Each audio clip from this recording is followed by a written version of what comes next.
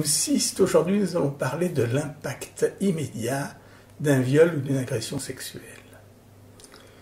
Il faut d'abord savoir qu'il y a deux situations très différentes. Il y a des personnes qui ont été élevées dans de bonnes conditions, qui ont un attachement correct et qui vont subir un traumatisme de type 1 qui est de meilleur pronostic que les gens qui ont été maltraités dans l'enfance, parfois violés, 4 millions de victimes de l'inceste, qui ont des troubles de la personnalité en général, nous le verrons, et qui ont tendance à se remettre toujours dans des situations à risque. Ces situations les décrédibilisent aux yeux des autorités répressives, des médecins, des experts, des thérapeutes. Ceci dit, l'impact immédiat d'un viol ou d'une agression sexuelle, c'est bien souvent un trouble dissociatif, qu'on appelle dissociation péritraumatique. La personne, pour se protéger, met en place dans son cerveau des mécanismes neurobiologiques qui font que le cerveau émotionnel va sécréter de nombreuses substances, essentiellement du cortisol et de l'adrénaline, mais d'autres substances, qui vont faire que tout va rester piégé dans le cerveau émotionnel sans atteindre le cortex, qui pourrait remettre les choses dans le contexte.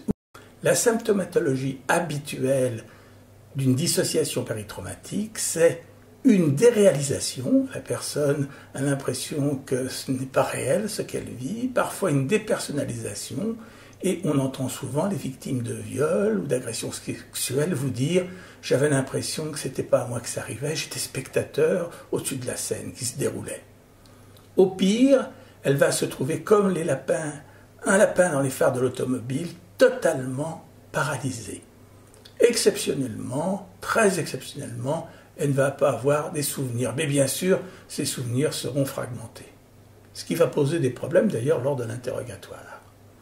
La deuxième réaction, c'est la détresse péritraumatique, qui est une réaction de stress, une agitation, le cœur qui bat vite, des suées, un sentiment de malaise. Ce qui est important de comprendre, c'est que ces deux réactions, la détresse péritraumatique et surtout la dissociation péritraumatique, sont prédicteurs de troubles psychotraumatiques ultérieurs, c'est-à-dire que si on en a la possibilité, il faut faire en sorte que la victime recolle le plus rapidement à la réalité. Et pendant 1 mois, la victime va représenter ce que l'on appelle un état de stress aigu. Tout ce qui a été piégé dans le cerveau émotionnel, elle va avoir tendance à le revivre sous forme d'images, de pensées, elle va avoir des cauchemars, elle va sentir des odeurs qu'elle va tenter d'éviter.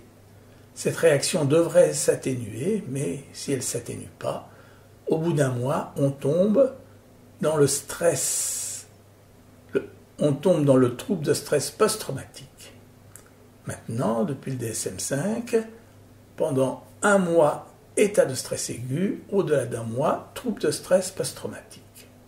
Pour conclure, se rappeler qu'il y a deux situations très différentes. Les personnes qui sont bien structurées, qui ont vécu une enfance bien traitante, qui présentent un traumatisme de type 1, et les personnes qui ont été maltraitées, parfois victimes de l'inceste, qui ont des troubles de la personnalité, des conduites à risque, qui les décrédibilisent. Et enfin, se rappeler que l'intensité de la dissociation péritraumatique et que l'intensité de la détresse péritraumatique, dont vous voyez la symptomatologie dans le texte, sur l'échelle notamment de dissociation péritraumatique, sont prédicteurs de troubles psychotraumatiques ultérieurs.